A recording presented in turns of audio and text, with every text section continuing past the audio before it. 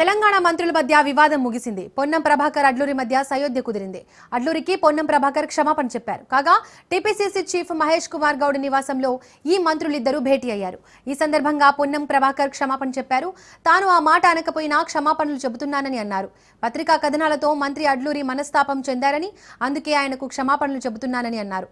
మంత్రి అడ్లూరికి తనకు పార్టీ సంక్షేమం తప్ప మరో ఉద్దేశం లేదని తెలిపారు.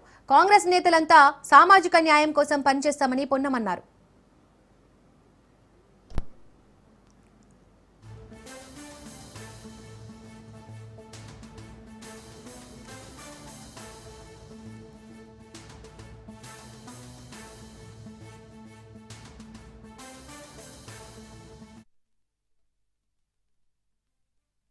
కాంగ్రెస్ పార్టీలో పుట్టి పెరిగిన వ్యక్తిగా నేను కానీ, గౌరవ మంత్రి లక్ష్మణ్ కుమార్ గారు కానీ ఎటువంటి దురుద్దేశాలు మాకు పార్టీకి సంక్షేమం తప్ప ఇంకొకటి లేదు.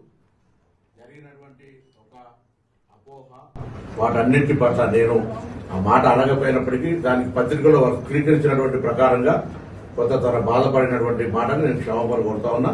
ఎక్కడ కూడా అటువంటి ఆలోచన లేదు. నాకు అటువంటి ఆ ఒరవడిలో నేను పెరగలేదు. కాంగ్రెస్ పార్టీ నాకు ఆ సంస్కృతిలో నేర్పలేదు. కాబట్టి ఐక్యంగా కాంగ్రెస్ పార్టీ రేపు భవిష్యత్తులో రాహుల్ గాంధీ గారి నాయకత్వంలో పనిచేసే వాళ్ళని తప్ప ఇంకొకటి కాదు. లక్ష్మణ్ కుమార్ గారు వ్యక్తిగతంగా బాధ కలిగి ఉండి బాధిత సమాజం కూడా మేము అంతా కలిసి పెరిగినటువంటి వాళ్ళమే కరీంనగర్ టౌన్ లో. కాబట్టి అటువంటి ఎక్కడ కూడా ఆ అపోహ ఉండద్దు అనేటువంటి మాట నేను మరొకసారి ప్రత్యేకించి విజ్ఞప్తి చేస్తాను. న్యాయానికి ఛాంపియన్ కాంగ్రెస్ పార్టీ.